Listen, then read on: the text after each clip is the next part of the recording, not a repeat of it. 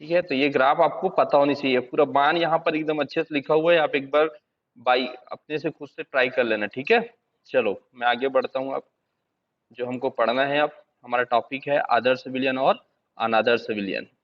ठीक है, ग्राफ ये समझ आया ना कि अगर ये इस वाले ग्राफ को फॉलो करता है तो क्या कहलाएगा, आदर्श विलयन। ठीक है, एक कंडीशन होगा इससे ज्यादा मिलेगा तो धनात्मक विचलन प्रदर्शित करने वाला कहलाएगा, एक कंडीशन होगा कि जिससे नीचे मिलेगा तो क्या कहलाएगा, ऋणात्मक विचलन प्रदर्शित करने वाला कहलाएगा। ठीक है, तो ये थोड़ा सा चीज है यहाँ पे। ये तो सब पढ़ लिए थे क्या हम लोग?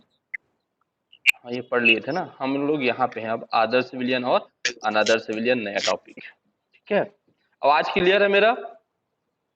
ठीक है, यस हेलो। सर। हाँ ठीक।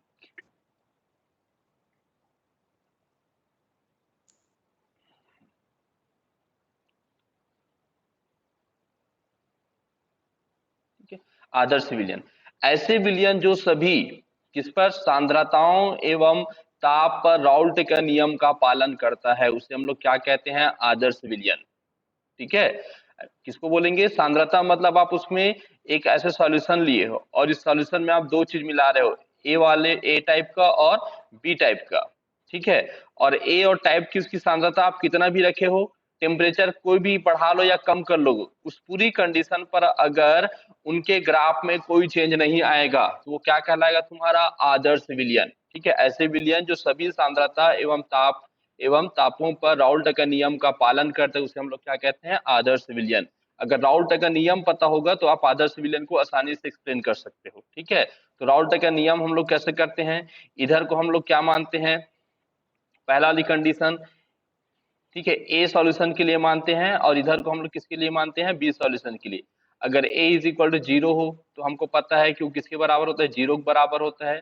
ठीक है, एक्स एक्स माने मोल प्रभाव 1 हो तो किसके बराबर होता है, पी ए नॉट के बराबर होता है। ठीक है, उसी प्रकार बी जीरो हो तो जीरो के बराबर होता है। और ये इसके बाद हम लोग जब ग्राफ खींचते हैं तो टोटल प्रेशर यहाँ पर आता है। ठीक है, इस टाइप से आपका ग्राफ मिलता है जिसमें किसी भी प्रकार का परिवर्तन नहीं होता, उसको हम लोग क्या बोलते हैं, आदर्श विलयन। आदर्श विलयन के लिए राउल्ट के इस ग्राफ में कोई परिवर्तन नहीं आता, कोई भी परिवर्तन नहीं आएगा। ठीक है, तो इसके लिए समझने के लिए दो चीज है, विलयन के सैद्धांतिक दाब थ्योरिकल प्रेशर और प्रायोगिक दाब में कोई अंतर नहीं होता। ठीक है, सैद्धांतिक दाब किसको बोलेंगे, हमने जब दो सॉल्यूशन को मिलाया, किसको मिलाया, ए और बी को, किसको मिलाया हमने, ए और बी को जब हमने मिलाकर एक विलयन बनाए, उस समय हमने ये मान लिया कि इसका प्रेशर इतना आना चाहिए, कैलकुलेशन करते हैं ना पेन कॉपी से, उस कैलकुलेशन में हमने मान लिया कि इसका प्रेशर, जो प्रेशर है टोटल प्रेशर जितना भी एटीएम है आएगा, वो क्या होगा, तुम्हारा थ्योरिकल प्रेशर। ठीक है, लेकिन जब हमने इस पर वास्तविक रूप से दाब या बैरोमीटर लगाकर चेक करेंगे, उसके बाद जो प्रेशर आएगा वो क्या कहलाता है, तुम्हारा प्रायोगिक दाब, ऑब्जर्वर प्रेशर। आप प्रेशर दो तरीका से नापते हो, एक बाय कैलकुलेशन और एक बाय प्रैक्टिकल। और प्रैक्टिकल में क्या करते हो आप, बैरोमीटर का उपयोग करोगे। ठीक है, ये दो प्रेशर हुआ, थ्योरिकल प्रेशर आप जो कैलकुलेशन करोगे वो, ठीक है, और ये ऑब्जर्वर प्रेशर क्या होगा, जो बैरोमीटर से आप चेक करोगे वो।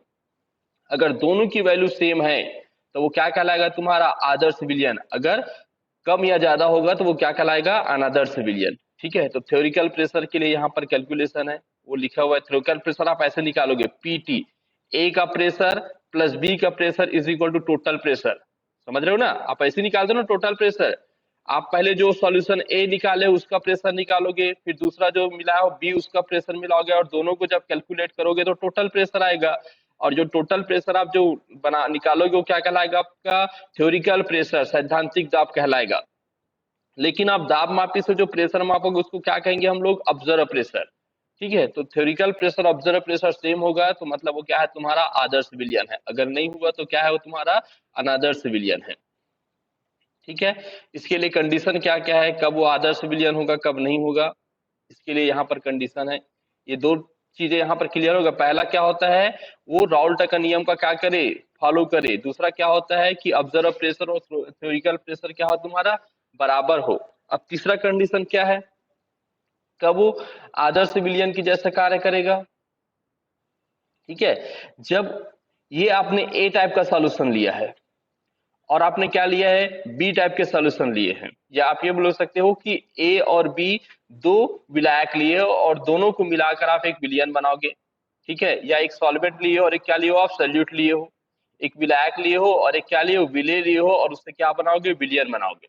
ठीक है, क्या बोलता है यहाँ पर, इस प्रकार के विलयन उन घटकों के मिश्रण मिश्रण करने से बनता है जिनके अणुओं की संरचना एवं आकार, संरचना का आकार एवं आकार लगभग क्या होते हैं, समरूप हो। ठीक है, आणविक आकर्षण बल भी क्या हो, तुम्हारे समान हो। आणविक आकर्षण बल क्या हो, तुम्हारे समान हो। मतलब क्या हुआ, देखो किसके माइक से आवाज आ रहा है, थोड़ा चेक कर लो तो। आपने सॉल्वेंट लिया है ए, और देखो ए का आकार और बी का आकार आपने दो लिया है ना, एक सॉल्वेंट ए लिया है और सोल्यूट क्या लिया, बी लिए हैं, और इनसे आपने सॉल्यूशन बनाए हैं। ठीक है, अब क्या किया, जो ए और बी दोनों के जो विलेय और विलायक दोनों के जो अणु या परमाणु है उसके आकार क्या है, तुम्हारे समान है। ठीक है, साथ साथ इनके भी जो यहाँ पर फोर्स ऑफ अट्रैक्शन है, आकर्षण बल है दो अणुओं के बीच, वो भी क्या है, तुम्हारे समान है। अब ये जब टूटेगा और दोनों क्या बनेंगे, तुम्हारे मिलकर विलियन बनाएंगे, तो विलियन बनाएंगे तो इसका आकार में अंतर आ रहा है क्या, साथ साथ देखो इसके बीच फोर्स ऑफ अट्रैक्शन में एक रो का ये एक लाइन के थ्रू शो कर रहा हूं, इसमें भी अंतर आ रहा है क्या, नहीं आ रहा है। अगर अंतर नहीं आएगा तो ये जो तुम्हारा ग्राफ था, ये जो तुम्हारा क्या था, ग्राफ था, ऐसे वाले और ऐसे वाले, ये वाली ग्राफ क्या होगा तुम्हारा, एकदम बराबर आएगा। ठीक है, क्योंकि इसके ना तो आकार में अंतर है ए और बी के, ठीक है, ना इनके बीच फोर्स ऑफ अट्रैक्शन में अंतर है क्या, नहीं है। तो इनसे जो सॉल्यूशन बने उनके आकार भी सेम है और उनके बीच फोर्स ऑफ अट्रैक्शन भी सेम है, इसमें किसी प्रकार का अंतर आएगा क्या, नहीं आएगा। समझ रहे हो, तो ये चीज है, ये विलायक है, ये विलेय है और ये विलयन है। और देखो तीनों में से आकार आपका सेम है, देखो यहाँ पर ना ए और बी बस में अंतर आया, इनके बीच फोर्स ऑफ अट्रैक्शन में किसी भी प्रकार का अंतर नहीं आया है। ठीक है, दूसरा क्या होता है, इस तरह के विलयनों के मिलाने पर आयतन में भी कोई परिवर्तन नहीं आता। आयतन में भी क्या होता है, कोई परिवर्तन नहीं आता। अब आयतन कैसे निकालते हो, ये चीज मैं बड़ा डिटेल्स लिख दिया हूं। डेल बी मिक्सिंग, आप ए और बी को मिला रहे हो, ये हमारे पास ए है और ये हमारे पास क्या है, बी है। ए और बी को जब मिलाओगे तो एक विलियन बनेगा, उसको हम लोग क्या बोलेंगे, एक विलियन बनेगा।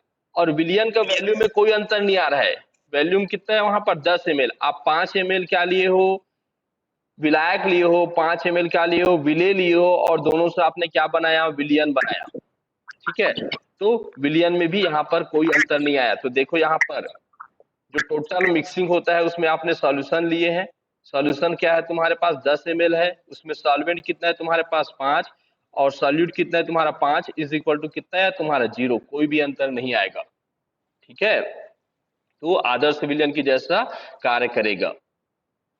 आवाज आ रहा है, नहीं तुम लोग को आवाज नहीं आ रहा है मेरे को, ये समझ आया सबको, आदर्श विलयन पढ़ रहे हो। आदर्श विलयन कब बनेगा, जब दो आपने विलेय और विलायक को मिलाओगे उसके कैरेक्टर में किसी भी प्रकार का अंतर नहीं आएगा, तभी वो आदर्श विलयन है। तब वो जो हम लोग ग्राफ बनाया था ना राउल्ट का नियम का, ग्राफ आपको सीधा सीधा मिलता है।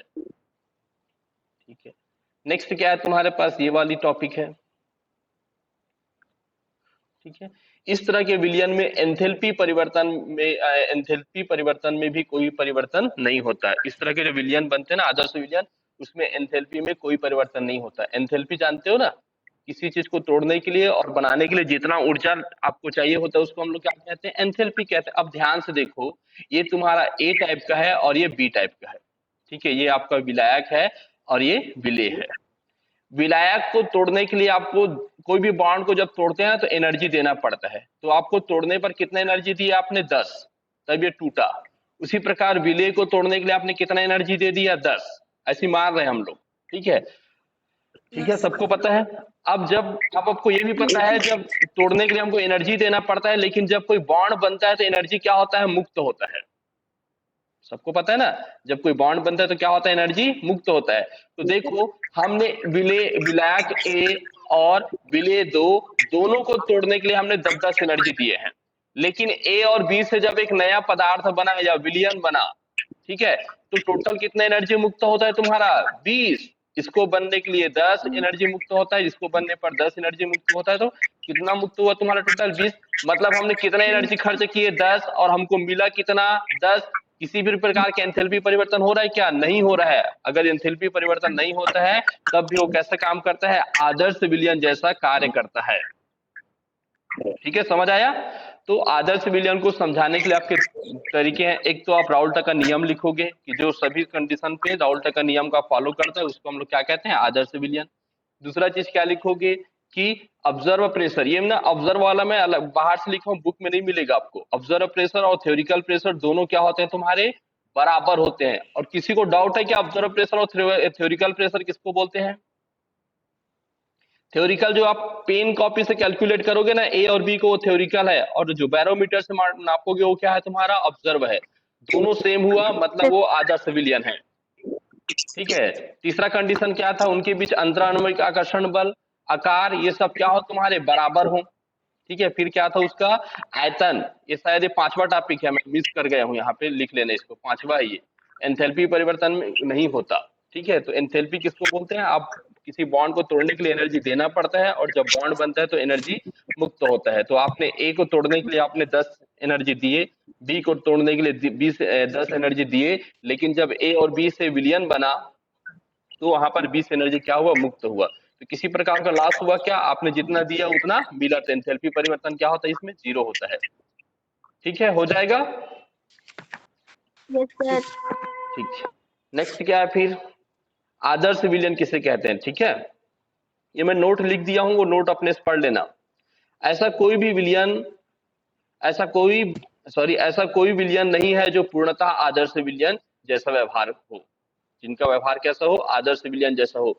जबकि अधिकांश अति तनु विलयन आदर्श विलयन के समकक्ष व्यवहार करते हैं। अति तनु बोल रहे हैं मतलब हमने विलायक की मात्रा बहुत ज्यादा लिया और विलेय की मात्रा हमने बहुत कम लिया है, तब वो कैसे काम करता है? आदर्श विलयन जैसा व्यवहार करता है। ऐसे घटकों के विलयन जिनको मिलाने पर हाइड्रोजन बॉन्ड नहीं बनते हैं और न ही टूटते हैं तथा उनकी ध्रुवीयता समान होती है, लगभग आदर्श विलयन जैसा व्यवहार करता है। आपने दो चीज को मिलाया, उनके बीच कभी हाइड्रोजन बॉन्ड नहीं बना, ना उनके बीच की हाइड्रोजन बॉन्ड टूटेगा, और उसकी जो ध्रुवीयता हो वो समान हो।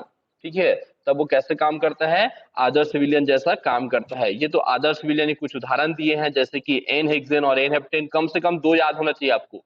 एन हेक्सेन और एन हेप्टेन को मिलाओगे तो आदर्श विलयन जैसा कार्य करता है। ठीक है।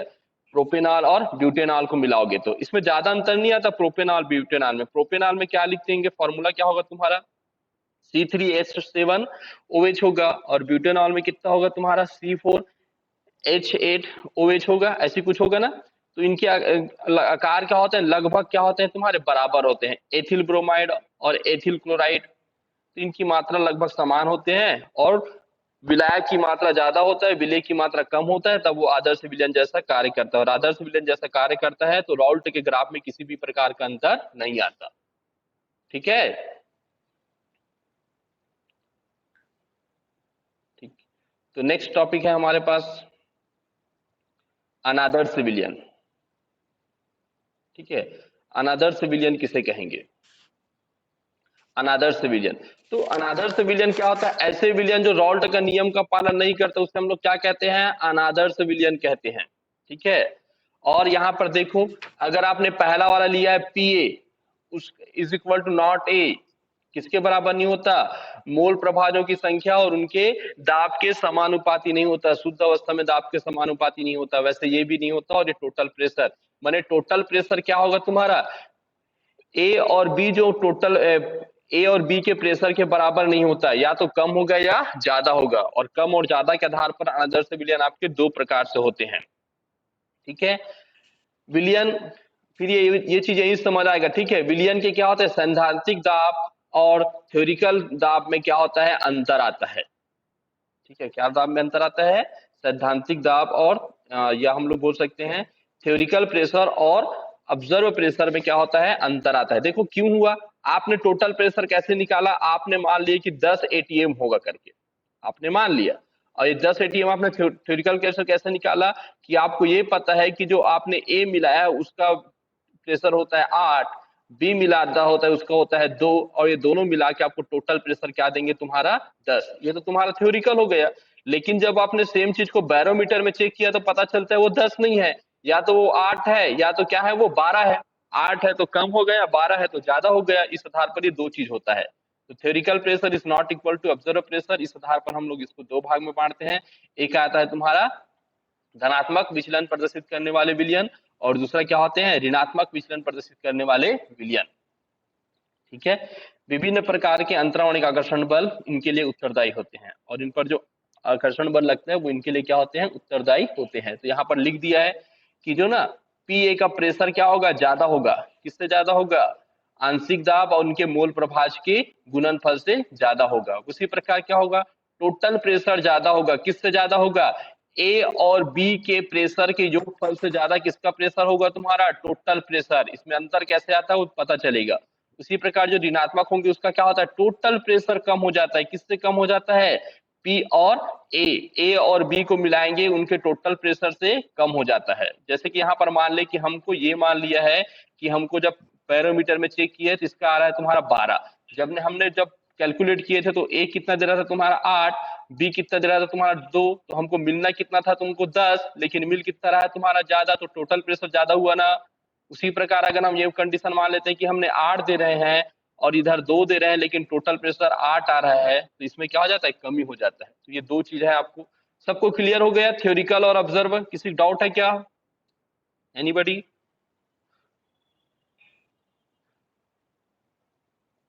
हेलो हेलो, आवाज आ रही कि नहीं आ रही, सब गायब हो गए हो। जिनका माइक स्टार्ट है वो बोलो तो। सर समझाना। क्या चीज बोले, क्या बोली? एक बार समझाओ। ठीक है, मैं ना थोड़ा, चलो ठीक है।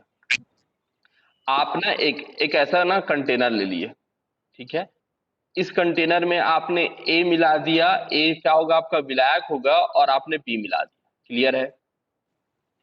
ए और बी को मिला है तो हमको क्या पता है, जब हमने केवल ए को कैलकुलेट किया था, ए का प्रेशर निकाला था तो 8 आया था। देखो यहां से मान लेते हैं, आपने पहले ए मिलाया था तो ए का प्रेशर निकाले थे कि नहीं निकाले थे, तो 8 आया था। ठीक है, आपने फिर क्या निकाले, बी मिला है, तो बी का प्रेशर आपको याद है पहले निकाले थे, तो आपको टोटल प्रेशर मिला था 2। ठीक है, तो आप तो दोनों को जोड़ोगे ना, total pressure is equal to क्या होता है, P A plus P B. तो आपने दोनों को जोड़कर कितना निकाला, 10। अब ये हमारे लिए जो 10 निकाले वो कैसा प्रेशर है, थ्योरिकल, सॉरी हाँ थ्योरिकल या सैद्धांतिक दाब है कि 10 आना चाहिए। लेकिन इसके अंदर हमने डाल दिया अब बैरोमीटर, और बैरोमीटर से चेक किया तो पता चलता है इसका 10 नहीं आ रहा है। कितना आ रहा है, ये 12 आ रहा है, या कितना आ रहा है, इसका 8 आ रहा है। आ रहा है क्या, आ रहा है ना। तो हमने तो कैलकुलेट किया था कि इसकी टोटल प्रेशर जो है ए और बी के बराबर होनी चाहिए, लेकिन हो क्या हो रहा है, क्या नहीं। हमने जब उसको ऑब्जर्व किया, बैरोमीटर लगाया तो चेक करता है या तो वो 12 आ रहा है या तो 8 आ रहा है। इस आधार पर अनादर्श विलयन दो प्रकार का होता है। अगर दोनों सेम सेम आ गया, थ्योरिकल प्रेशर ऑब्जर्व प्रेशर, तो वो तो आदर्श विलयन कहलाया। अगर नहीं आया तो दो कंडीशन हो सकता है, या तो कम होगा या ज्यादा होगा। अगर कम हुआ, अगर ज्यादा ऑब्जर्व प्रेशर तुम्हारा ज्यादा हो गया, थ्योरिकल प्रेशर कम हो गया, तो उसको क्या कहते हैं हम लोग, धनात्मक विचलन प्रदर्शित करने वाले विलयन। ठीक है, ठीक है। किसको स्लाइड शो नहीं कर रहा था, चैट देख लेता हूं मैं। यूरिवन किसका चैट है सर, स्लाइड शो नहीं कर रहा है।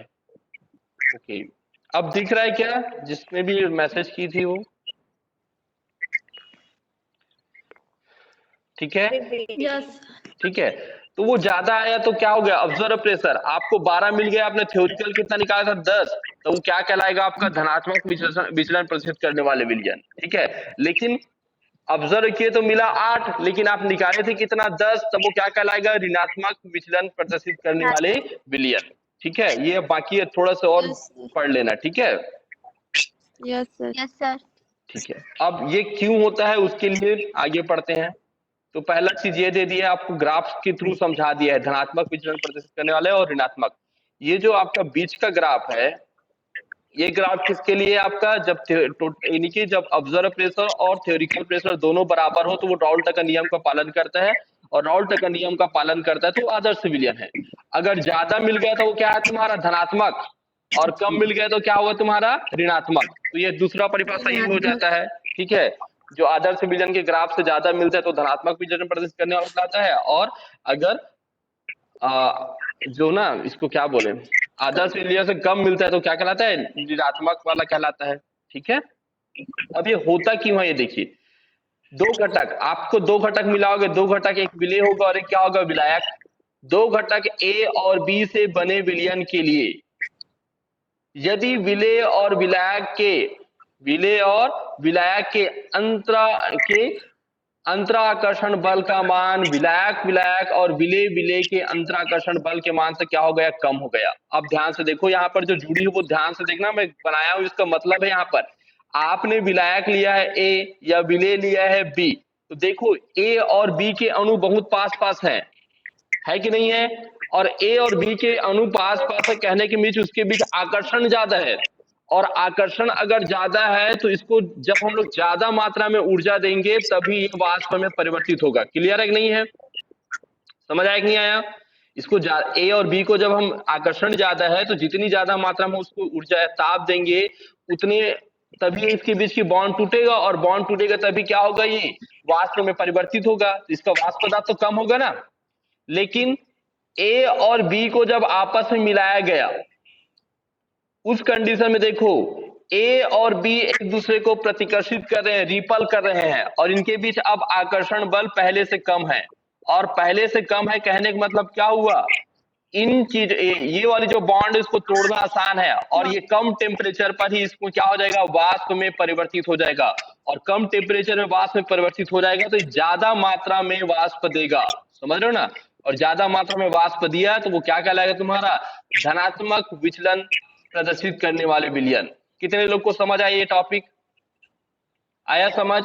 ए का आकर्षण ज्यादा है, बी का आकर्षण ज्यादा है, ये विलायक है और ये विलेय है, लेकिन इन दोनों को से आपने क्या बना लिया, विलयन बना लिए, और विलयन में देखो ए और बी अब एक दूसरे को उतना अच्छे से आकर्षित नहीं कर रहे हैं, एक दूसरे को क्या कर रहे हैं, प्रतिकर्षित कर रहे हैं, उनके बीच की फोर्स ऑफ अट्रैक्शन क्या हो गया, कम हो गया। अगर फोर्स ऑफ अट्रैक्शन कम हो गया है तो ये वाली बॉन्ड को तोड़ना आसान है, थोड़ा सा टेम्परेचर देंगे ये टूट जाएगा, और टूट कर किसमें बदल जाएगा, वाष्प में, तो वाष्प दाब आपको क्या मिलेगा, ज्यादा मिलेगा। दूसरा कंडीशन देखो, ऋणात्मक विचलन प्रदर्शित करने में ये ए टाइप का है, ये बी टाइप का है, मतलब ए और ए, बी और बी, इनके बीच आकर्षण कम है, लेकिन ए और बी को मिला दोगे तो उनके बीच आकर्षण क्या हो जाता है, ज्यादा मात्रा में बनता है। मतलब क्या हुआ, ये वाले को तोड़ेंगे तो ज्यादा वाष्प बनेगा, ये वाले को तोड़ेंगे तो ज्यादा वाष्प, ये कम टेम्परेचर पर आसानी से टूट जाएगा, वाष्प क्या होगा, ज्यादा टूटेगा। लेकिन जो विलयन बना है ए और बी, उसको तोड़ने के लिए आपको ज्यादा मात्रा में ताप देना पड़ेगा, और ताप देना पड़ेगा। इसमें क्या होगा, दाब क्या होगा, वाष्प क्या होगा, कम बनेगा, और वाष्प कम बनेगा तो देखो ये वाली वाष्प दाब नीचे ही आएगा। आया समझ? ठीक है, ऊपर पढ़ के देख लो। विलायक ए और विलायक बी लिखिए, अंतरानुकर्षण बल का मान अधिक है, जबकि ए और ए बी का आकर्षण बल ज्यादा है। किसके अपेक्षा ज्यादा है, ए और बी के। ये डायग्राम आपको बहुत अच्छे से समझा रहा होगा, शायद समझ आ रहा है ना? ठीक है, इनके बीच आकर्षण ज्यादा है, लेकिन इनके बीच का क्या है, दोनों से जो बना है उसका कम है, तो सीधी सी बात है ये कम टेम्परेचर टूटेगा, ज्यादा वाष्प बनेगा। ये पहले ज्यादा वाष्प दे रहा है जब वो ए कंडीशन में, लेकिन ए भी जैसी बना वो विलयन, अब इनके बीच में आकर्षण ज्यादा हो गया, और आकर्षण ज्यादा हुआ तो ये बॉन्ड बड़ा ज्यादा शक्तिशाली बॉन्ड बन गया। उस बॉन्ड को तोड़ने के लिए आपको ज्यादा मात्रा में ताप दोगे तब वो उष्मा या वाष्प देगा, तो वाष्प ऐसे घट जाता है। ठीक है, आगे बढ़े। ओके ठीक है, नेक्स्ट कंडीशन क्या है, उन्हीं चीजों को फिर समझाया गया यहाँ पर। ठीक है, दूसरा क्या है, अंतरानुकर्षण बल का मान कम होने पर क्या होते हैं, अणु क्या हो जाते हैं, दूर दूर हो जाते हैं, उसी चीज को समझाया है वापस। ठीक है, यहाँ पर क्या है, तुम्हारा आयतन को समझाया गया है, तो समझाया गया आयतन को।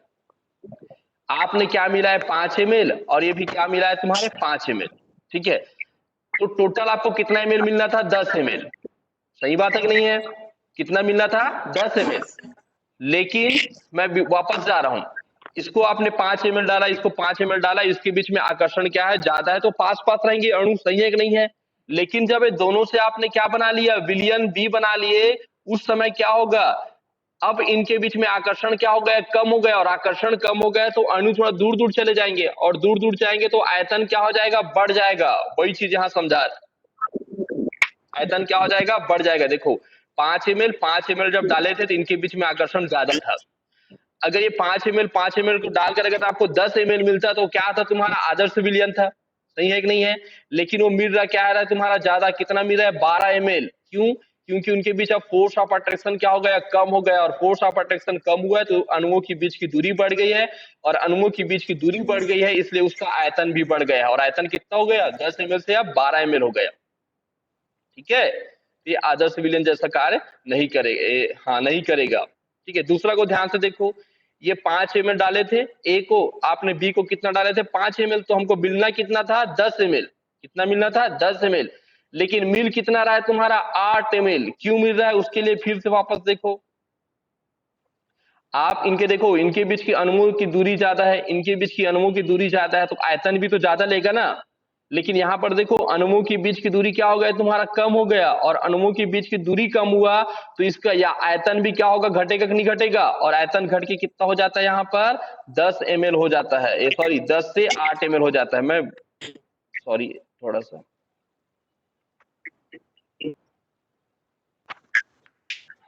देखो, समझ रहे हो ना, एक बार अच्छे से और समझ लेना इसको अपने से।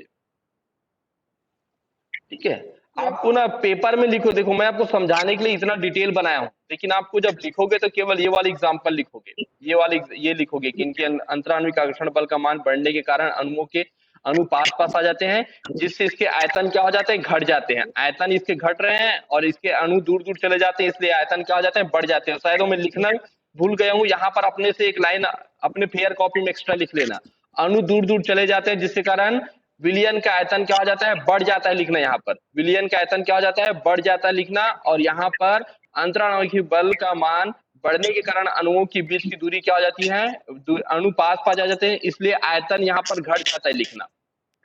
फेयर कॉपी में लिख लेना इसको, मैं यहाँ पर समझा दिया हूँ। वी फॉर होता है आयतन, आयतन यहाँ पर बढ़ गया, आपने 5-5 ml लिए थे, 10 ml होना था लेकिन मिला आपको 12 ml है। आप 5-5 ml लिए थे लेकिन ये क्या हो गया तुम्हारा 8 ml हो गया, आयतन यहाँ पर क्या हो गया, घट गया है। अगर वो 10 ml मिलता है तो आदर्श विलयन जैसा कार्य करता है, और उसकी मैथ्स है कि कैसे आप बना सकते हो। इतना आपको डिटेल नहीं लिखना है, मैं समझाने के लिए इतना मेहनत किया हूँ, आपको ये ऊपर की चीजें लिखना है। ठीक है, फिर हमने एक और टॉपिक पर डिस्कशन किए थे जिस पर क्या था, एंथैल्पी वाला था।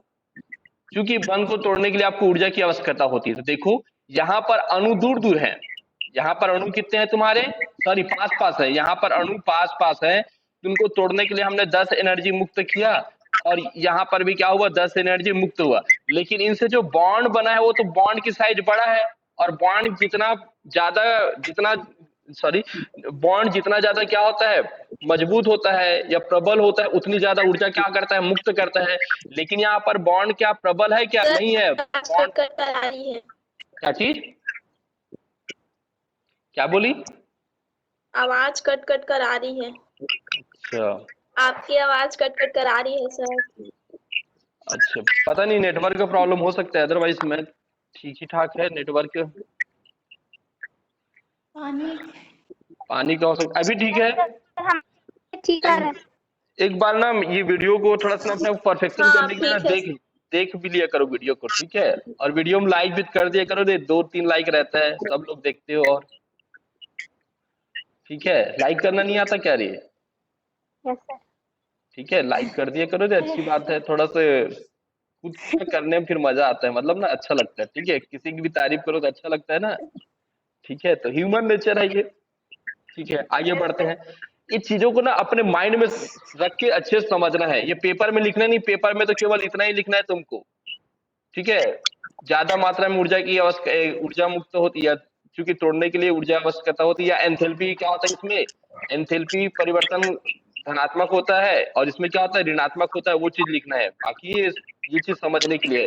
तो देखो इसके बीच आकर्षण ज्यादा था तो तोड़ने के लिए आपको 10 एनर्जी मुक्त हुआ, इनके बीच में फोर्स ऑफ अट्रैक्शन ज्यादा था, तोड़ने के लिए आपने 10 एनर्जी मुक्त किया, लेकिन इनसे तो देखो यहाँ पर मैं लिखा भी हूँ, यहाँ पर 2 अणु बना हुआ है, एक नहीं बना है, ये दोनों टूट टूट के 2 बनाए, यहाँ पर लिखा हुआ है 2 मुक्त हुए, और दोनों ने कितना एनर्जी मुक्त किया, तो टोटल एक बनने पर 6 एनर्जी मुक्त हो रहा है, तो टोटल कितना हुआ तुम्हारा 12। आपने टोटल एनर्जी कितना दिए थे 10, लेकिन आपको मिला कितना है 12, 8 एनर्जी का क्या हो गया, नुकसान हो गया।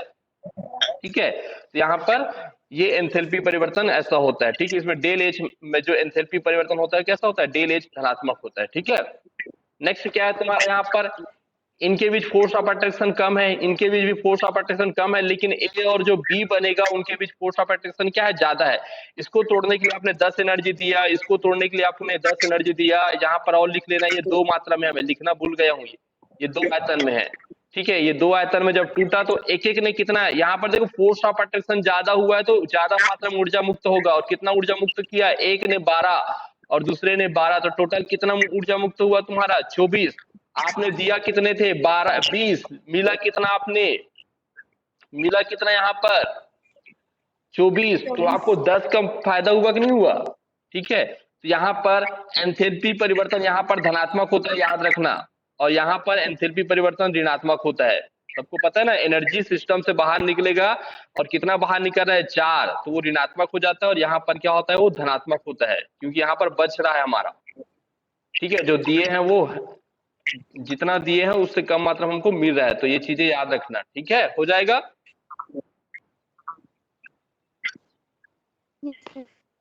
और इसको समझने के लिए आपको एकदम रॉकेट साइंस की जरूरत नहीं है, केवल ये पूरी चीज जो मैं समझाऊं ना उसके लिए केवल ये वाली डायग्राम काफी है कि ए के बीच आकर्षण ज्यादा है, ए की बी बी के बीच आकर्षण ज्यादा है, और ए बी उससे जो बना है उसका आकर्षण क्या है तुम्हारा, कम है। अगर आकर्षण कम होगा तो इसके बीच की आयतन तो सीधा सीधा बढ़ेगा, तो वो डेल वी को समझा रहा था कि भाई आयतन बढ़ेगा। फिर सेम चीज इसी को समझा रहा है कि इसको तोड़ेंगे तो ज्यादा मात्रा में हमको ऊर्जा देना पड़ेगा, लेकिन जब यहाँ पर जब ये बनेगा तो कम मात्रा में ऊर्जा मुक्त होगा, तो ये एंथैल्पिक समझा रहा है। तो ये केवल इसी चीज से आप पूरे को एक्सप्लेन कर सकते हो, एंथैल्पी परिवर्तन, सॉरी आयतन परिवर्तन, ठीक है। और क्या है तुम्हारा एंथैल्पी परिवर्तन और अणुओं के बीच की आकर्षण को,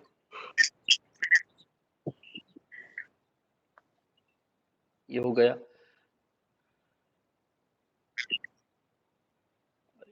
ठीक है। तो यहाँ पर एक उदाहरण दे दिया है कि जो धनात्मक विचलन प्रदर्शित करता है उसका उदाहरण है ये,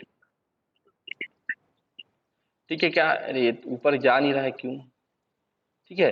धनात्मक विचलन प्रदर्शित करता है तो उसके उदाहरण आपको दिए हैं। उदाहरण देखो, पहला क्या है तुम्हारा, क्या है तुम्हारा, क्या बोलते, एथिल एल्कोहल, ठीक है। और ये क्या है तुम्हारा, हेक्सेन। जब हेक्सेन और एथिल एल्कोहल को मिलाते हो, हेक्सेन साइक्लोहेक्सेन और किसको मिलाते हो, एथिल एल्कोहल को मिलाते हो, तो कैसा काम करता है, धनात्मक विचलन जैसा कार्य करता है। कैसा कार्य करता है, धनात्मक विचलन जैसा। कैसे, क्यों करता है समझिए। जो एथिल एल्कोहल, ये देखो, ये एक एथिल एल्कोहल का एक अणु है, ये एथिल एल्कोहल का दूसरे अणु है, और ये दोनों के बीच में बना हुआ है तुम्हारा हाइड्रोजन बॉन्ड। दोनों के बीच में क्या बना है, हाइड्रोजन बॉन्ड। माने ये अणु बहुत पास पास होंगे। आपको पता है कि हाइड्रोजन बॉन्ड प्रबल होता है, और प्रबल है तो अणु क्या होंगे तुम्हारे, पास पास होंगे।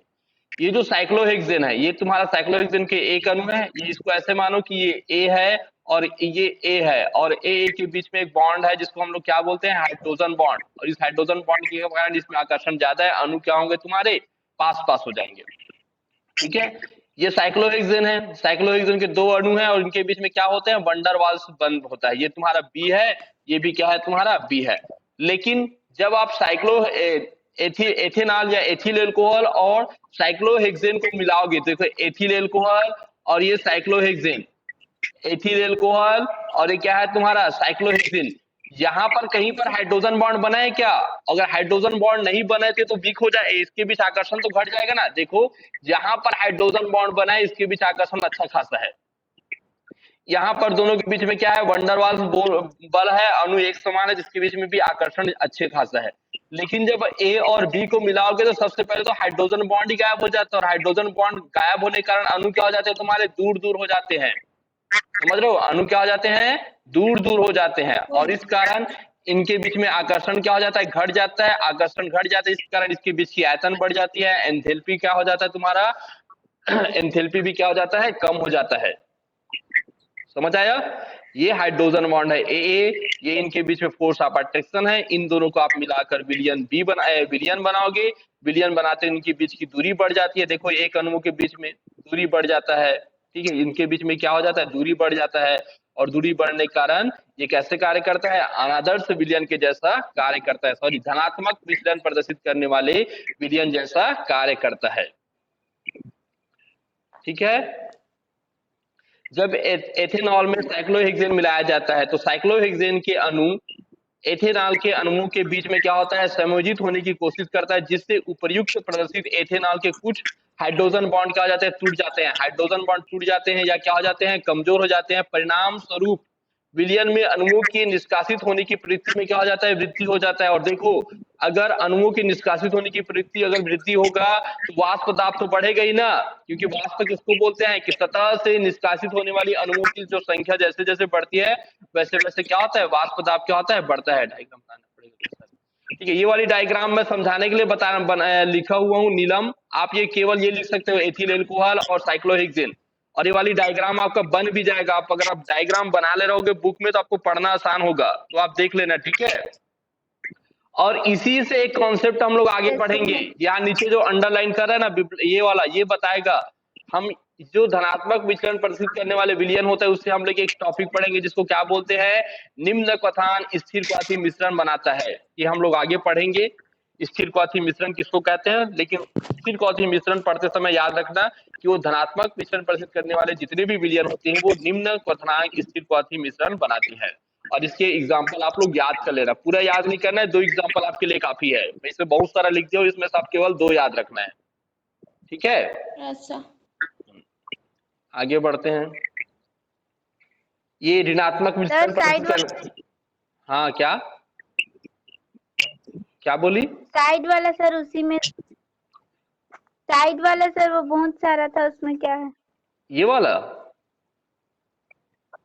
क्या बोली थी, पहले वाला जो पढ़ा रहे थे ना, हाँ इसमें जो ये साइड में है ना सर, ये वाला तो हाइड्रोजन बॉन्ड बना करके पता चल गया। हाँ, आगे जो साइड में और है वो इसमें वंडरवाल फोर्स लगा हुआ है। ठीक है, अब जब एथिल अल्कोहल के बीच में जब आप ना साइक्लोहेक्सेन को डालोगे तो कुछ का ये जो हाइड्रोजन बॉन्ड टूट जाता है और बीच बीच में क्या आ जाता है, देखो साइक्लोहेक्सेन आ गया कि नहीं आ गया, आ गया। इस कारण ये हाइड्रोजन बॉन्ड टूट जाता है और हाइड्रोजन बॉन्ड टूटने के कारण इसके बीच आकर्षण घट जाता है। आकर्षण घटने के कारण अणुओं का जो आयतन होता है वो बढ़ जाता है। ठीक है, इसके एंथैल्पी में परिवर्तन हो जाता है। ठीक है, तो ये कारण है। दूसरा वाला समझिए फिर इसको और समझ आएगा। ठीक है, दूसरा वाला और अच्छे से एक्सप्लेन कर देते हैं। और ये धनात्मक और ऋणात्मक को केवल अंतर पढ़ना है तुमको। ठीक है, मैं समझ, तुम समझो करके इतना मेहनत किया हुआ हूँ। ठीक है, बाकी इसमें तो सीधा उदाहरण ही दे देते हैं कि ऐसा ऐसा उदाहरण होता है करके। देखो यहाँ पर ऋणात्मक के लिए क्या दिया तुम्हारा, क्या है तुम्हारा, ये क्या है, सीओ में खुद ही एसीटोन। ठीक है, और ये क्या है तुम्हारा, क्लोरोफॉर्म।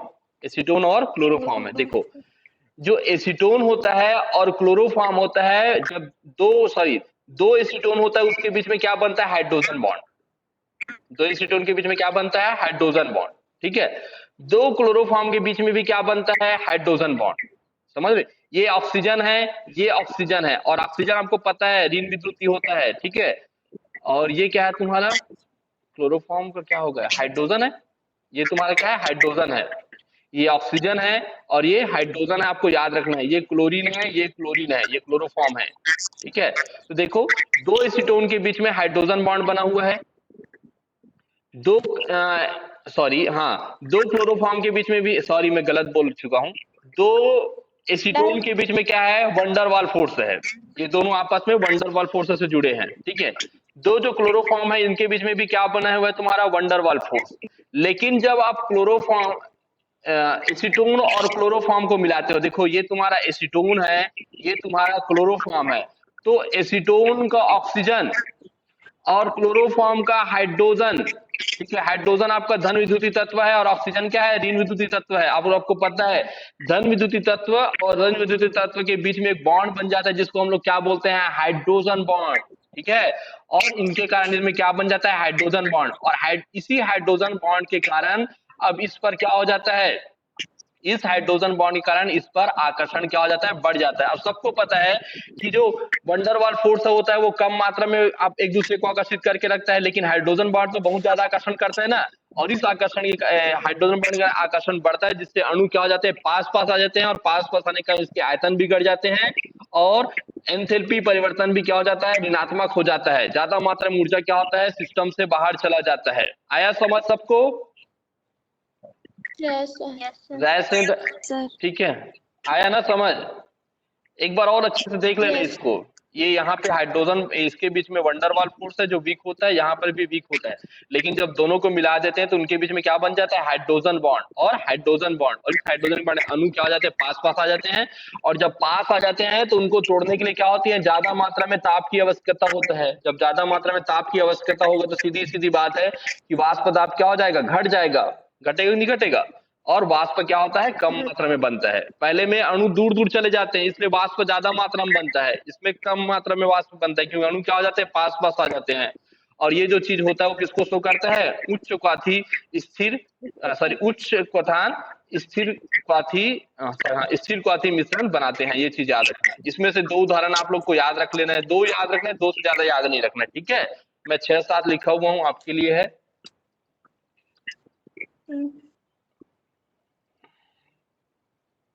ठीक है, अब 5 मिनट में ये टॉपिक नहीं हो पाएगा, इसलिए आज का जो हेलो यस सर।